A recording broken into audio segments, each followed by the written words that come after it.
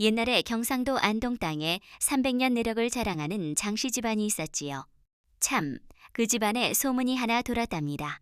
장만월이라는 분, 이름만 들어도 사람들이 고개를 저으며 혀를 차는 그런 소문이었어요. 장만월은 장씨 집안의 종부로 30년 넘게 집안을 다스려온 여인이었지요.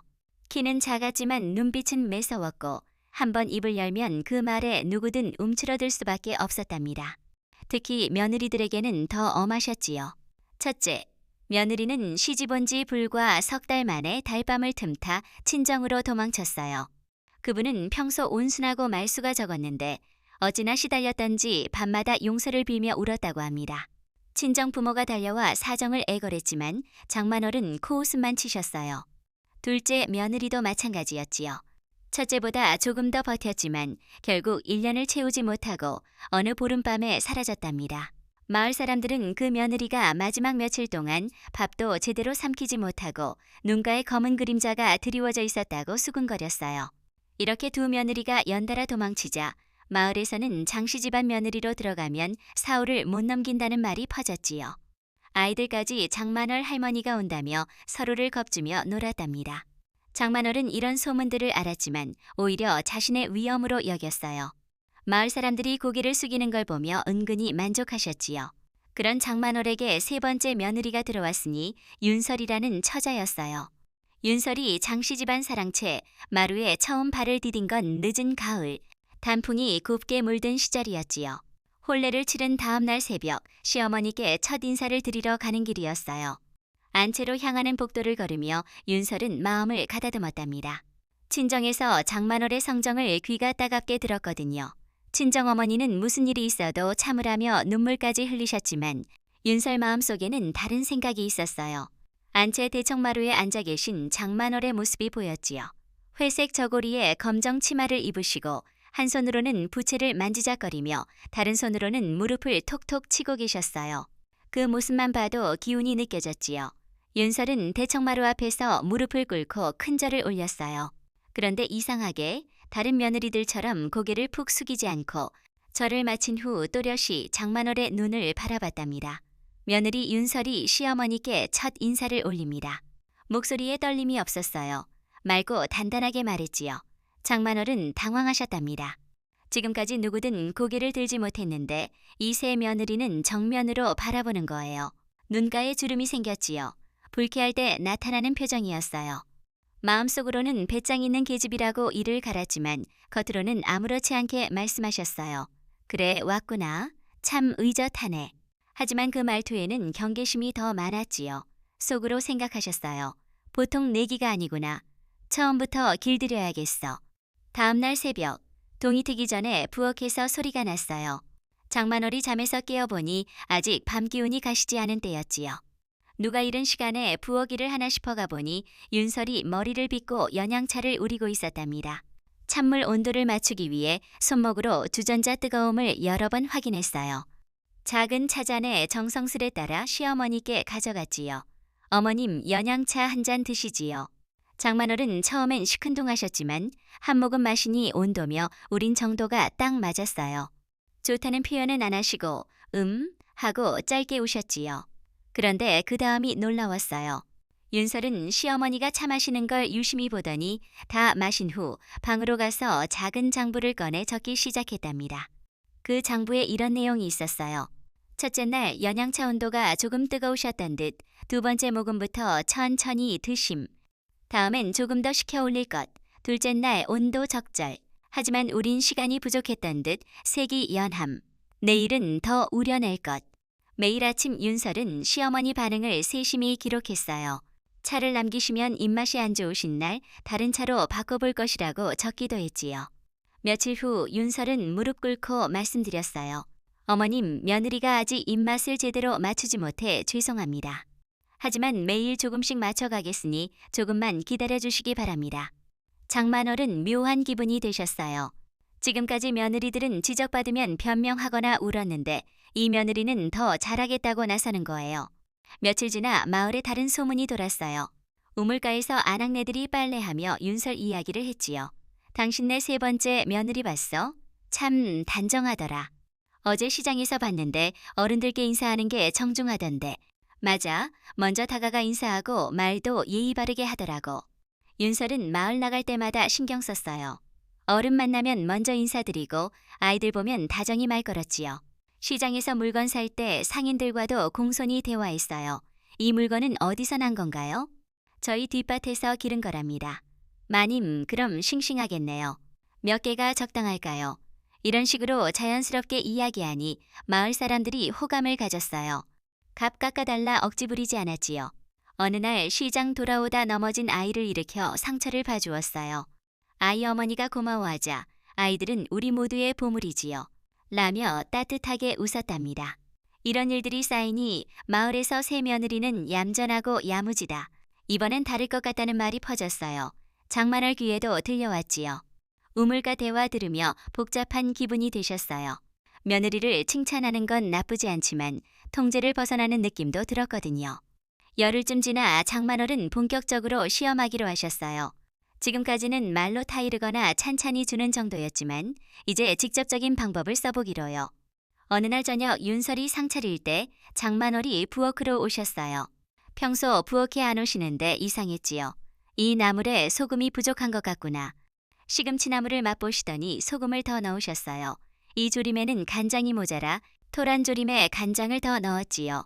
윤설은 말없이 지켜봤어요. 다음날 또 비슷했어요. 국에 소금 더 넣고 나물에 간장 더 넣었지요. 셋째 날 장만월이 또 오시려 하자 윤설이 조용히 말씀드렸어요. 어머님, 오늘은 어머님께서 직접 간을 봐주시겠어요? 장만월은 당황하셨어요. 지금까지 며느리들은 사과부터 했는데 이 며느리는 자신에게 먼저 간을 봐달라는 거예요. 어머님께서 먼저 드셔보시고 말씀해 주시면 저도 정확히 맞출 수 있을 것 같습니다. 이 말에 숨은 뜻이 있었어요. 시어머니가 몰래 간을 조절한다는 걸 안다는 거지요. 직접 지적 안 하고 공개적으로 기준을 정하자고 제안한 거예요. 장만월은 자신이 빠진 걸 깨달았어요. 이제 간을 안 봤다 할 수도 공개적으로 트집 잡을 수도 없게 됐지요. 결국 어색하게 웃으며 그래, 앞으로 내가 먼저 맛보고 말해주마 하셨어요. 그날 후 장만월은 몰래 간 바꾸지 못했어요. 윤설이 교묘히 막아버린 거지요. 윤설은 부엌 정리하다 오래된 노거울 틀을 발견했어요. 거울은 깨졌지만 틀은 반들반들했지요. 정성스레 닦아 부엌 격자창에 걸었어요. 햇빛 각도를 계산해서요. 신기하게 안채 움직임이 비쳐 보였답니다. 이거 참 신기하네요. 행랑아 씨 복녀가 말했어요. 안채가 비쳐 보이네요. 윤설은 미소 지으며 그러게요. 바깥 경치도 잘 보이고 좋네요 했지요. 하지만 복녀는 이상했어요. 위치와 각도가 너무 정확했거든요. 마치 의도한 듯요. 며칠 후 확인됐어요. 안채일이 부엌에서 보였지요. 장만월 대청마루 모습이나 손님 맞는 모습까지요. 윤설은 시어머니 일과나 기분을 미리 알 수 있게 됐어요. 화나신지 기분 좋으신지요. 보름 지나 장만월은 본격 시험을 하셨어요. 지금까지 핀잔 주는 정도였지만 이제 강하게요. 그날 행랑아 씨 복녀와 마을 김찬봉댁이 오셨어요. 김찬봉댁은 어른이라 장만월도 함부로 못하셨어요. 윤설은 평소보다 정성스레 상 차렸어요. 남을 예쁘게 담고 국고명 정갈하게 올렸지요. 복녀도 감탄했어요. 그런데 상 들고 들어서자 장만월이 벌떡 일어나 상을 뒤집으셨어요. 이게 뭐냐? 국그릇 나뒹굴고 반찬 흩어졌지요. 김찬봉댁과 복녀는 놀랐어요. 이런 엉성한 상으로 손님 대접하겠냐. 하지만 상차림에 문제 없었어요. 오히려 더 정성스러웠지요. 모든 시선이 윤설에게 갔어요. 이제 어떻게 하느냐가 중요했지요. 다른 며느리라면 울거나 변명했겠지만 윤설은 다르게요. 놀란 기색 없이 무릎 꿇고 흩어진 음식 정리했어요. 변명도 눈물도 없이요. 죄송합니다. 다시 준비해서 올리겠습니다. 목소리 차분했어요. 김찬봉댁은 속으로 보통 내기가 아니구나 했지요. 윤설이 다시 상 차리러 나가자 안채에 침묵이 흘렀어요. 김찬봉댁은 미묘한 표정 지으시고 복녀는 고개 숙였지요. 다음날 시험은 더 노골적이었어요. 윤설이 차올릴 때 장만월이 소매를 잡아당기셨어요. 찢어지는 소리가 났어요. 명주 저고리 소매가 찢어졌지요. 보통 며느리라면 비명 지르거나 울었겠지만 윤설은 다르게요. 찢어진 소매 보며 어머님 손 다치십니다 했어요. 방으로 가 붕대 가져왔지요. 장만월 손가락에 상처 날까 봐요. 실제로 작은 스크래치가 있었어요. 아프시지 않으세요? 붕대에 감아주려 하자 장만월은 당황하셨어요. 자신이 옷 찢었는데 며느리가 자신을 걱정하는 거예요. 됐다, 됐어 하시며 손부리 치셨어요. 하지만 기류가 바뀌었어요. 복녀가 지켜봤거든요. 그날 밤 복녀는 우물가에서 아낙네들에게 말했어요. 며느리 마님은 잘못 없으셨어요. 오히려 종부 마님 손 걱정하더라고요. 이 말이 퍼지는데 오래 안 걸렸어요. 며칠 후 중요한 날이 왔어요. 고울사또 부인이 오시기로 한 거지요. 1년에 한두 번 있을 큰 행사예요. 장만월은 며칠 전부터 준비하셨어요. 안채 청소하고 닭이 점검했지요. 그런데 며느리 역할이 중요했어요. 차와 과일 내오고 인사드려야 하거든요. 매무새나 예의영성하면 체면 깎여요. 장만월은 고민이셨어요. 윤설을 혹독히 다뤘는데 제대로 할지 확신 안 서셨어요.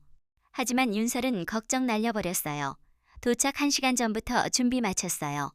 머리부터 발끝까지 단정하고 움직임 우아했지요. 차 우리는 모습도 일품이었어요. 물온도 맞추고 시간 계산 완벽했어요. 과일 썰기도 아름다웠지요. 사또 부인 도착할 때 인사도 완벽했어요. 과하지 않게 예법 맞췄지요. 참 훌륭한 며느리 두셨네요. 하시며 칭찬하셨어요. 이날 후 장만월은 윤설을 함부로 못하셨어요. 마을 앞에서 능력 입증됐으니 나무라면 자신의 체면 깎여요. 한 달 더 지나 결정적 순간이 왔어요. 그날 장만월 기분이 안 좋으셨어요. 마을 소문 때문이었지요. 장씨 3번째 며느리는 현명하다. 이번엔 다르다. 이런 이야기들이 자극했어요. 아침차가 조금 뜨거웠어요. 별일 아니지만 빌미가 됐지요. 이게 뭐냐? 혀 데일 뻔했잖아. 소리 지르며 일어나 윤설에게 다가갔어요. 위협적이었지요. 윤설은 그대로 서 있었어요. 도망가지 않고 고개 숙이지 않았지요. 장만월이 손을 들어 올렸어요. 그 손이 뺨에 닿기 직전 윤설이 머리채를 잡았어요. 바닥에 주저앉히셨어요. 어머님. 장만월이 올려다보니 믿기지 않는 표정이었어요. 지금까지 며느리가 손댄 적 없었거든요. 윤설이 머리채 놓고 차분히 말했어요. 며느리 도리는 여기까지입니다. 단호했지요. 더 이상 참지 않겠다는 의지예요. 이 장면이 부엌 거울틀에 비쳐 보였어요. 복녀와 마을 아낙네 둘이 목격했지요. 그날 저녁부터 소문이 달라졌어요. 종부마님이 새 며느리 때리려다 오히려 복녀가 봤다고 하더라. 소문이 퍼지니 사람들 시각 바뀌었어요. 그 며느리가 뭘 잘못했다고 저렇게? 너무 심한 거 아니야? 동정 여론이 윤설 쪽으로 기울었어요. 마을 사람들이 처음으로 장만월 행동에 의문 제기했지요. 윤설의 마을 모습이 유리하게 작용했어요. 정중한 인사, 예의 바른 말, 아이들 친절함요. 장만월은 변화 느꼈어요. 마을 나가니 시선이 비판적이었지요. 예전엔 두려움 섞인 존경이었는데요. 체면 중시하던 장만월에게 충격이었어요. 위험이 족쇄가 됐지요. 그날 밤 삼경, 복녀가 소리를 들었어요. 이 집 체면이 우리 편이네. 윤설 목소리 같았지만 혼잣말인지 모르겠어요. 복녀는 문틈 봤지만 어두워서 안 보였지요. 촛불만 깜빡였어요. 복녀 마음에 의심이 생겼어요. 윤설 행동이 너무 완벽하고 계산적이었거든요. 거울틀 위치, 장부, 기록, 마을 모습까지 계획된 듯요. 하지만 복녀는 혼자 간직했어요. 나쁜 일 아니라고 봤지요. 오히려 장만월 횡포를 견제한다고요. 며칠 후 장만월의 변화가 왔어요. 스트레스로 기침 심해지고 몸 안 좋으셨어요. 윤설은 약재구에 차다렸어요. 축지왕과 맹문동료. 어머님, 기침에 좋은 차입니다. 드셔보세요. 장만월은 의심하셨어요. 독인가 했지만 윤설이 먼저 마시니 안심했어요. 효과 있었어요. 기침 가라앉고 몸 편해지셨어요. 하지만 마음 불안해지셨어요. 자신을 괴롭혔는데 정성스레 돌보는 게 이해 안 돼요. 무슨 속셈인가? 진심인가? 복잡했지요. 며느리들이 무서워 피했는데 윤설은 맞서면서도 모시려 했어요. 열흘 후 사건이 터졌어요. 아침죽이 조금 묽었어요. 별일 아니지만 폭발했지요. 이게 뭐냐? 죽이라고 올리냐? 그릇을 윤설 얼굴에 던지셨어요. 윤설이 피해서 직접 안 맞았지만 죽이 얼굴과 옷에 묻었어요. 윤설은 닦으며 죄송합니다. 다시 배우겠습니다. 했어요. 화내지 않고 차분히 잘못 인정했지요. 이번엔 목격자가 있었어요. 김참봉댁 며느리요. 그날 저녁 소문이 마을을 흔들었어요. 장만월이 며느리 얼굴에 그릇 던졌다더라. 다쳤겠네. 피했다는데 옷에 묻었대. 뭘 잘못했다고? 별거 아니었다던데. 이제 비판 목소리가 공공연했어요. 아무리 시어머니지만 그렇게까지 마을 분위기 바뀌었어요. 장만월 위세가 구설 대상이 됐지요. 이런 일들로 강도윤이 입 열었어요. 윤설 남편이자 장만월 셋째 아들이에요. 유약해서 끼어들지 못했지요. 하지만 장부 보게 됐어요. 시어머니 반응 기록 보며 아내 정성을 깨달았지요. 밤에 장부 마지막에 한 단어 적었어요. 다음날 어머니 앞에서 말했어요. 어머니, 윤설이는 정성 다해 모시고 있습니다. 목소리 떨렸지만 단호했어요. 장부 받습니다. 노력하는 걸요. 제발 너그럽게 봐주세요. 장만월은 처음 봤어요. 아들이 의견 표한 거지요. 균형추가 윤설 쪽으로 기운 걸 느꼈어요. 남편까지 편에 섰지요. 그날 밤 복녀가 또 소리 들었어요. 체면으로 다스리던 집이 체면으로 무너지고 있구나. 윤설 목소리예요. 복녀는 확신했어요. 윤설이 계획한 거라고요. 하지만 지혜에 감탄했지요. 다음날 우물가에서 말했어요. 당신네 며느리 마님이 지혜로우신 것 같아. 체면 중시하는 종부마님 성격을 잘 아시는 듯. 이런 해석이 퍼졌어요. 착한 게 아니라 지혜로운 며느리라고요. 그 겨울은 추웠어요. 혹한으로 장만월이 알아놓으셨어요. 감기가 폐렴될 뻔했지요. 윤설이 밤낮 없이 간병했어요. 열날 때 찜질, 기침 시등 쓸어주기, 죽 떠먹이기요. 한밤 기침으로 잠 못 이룰 때 밤새 곁에 있었어요. 윤설 눈가에 그림자 드리웠지만 손길은 부드러웠지요.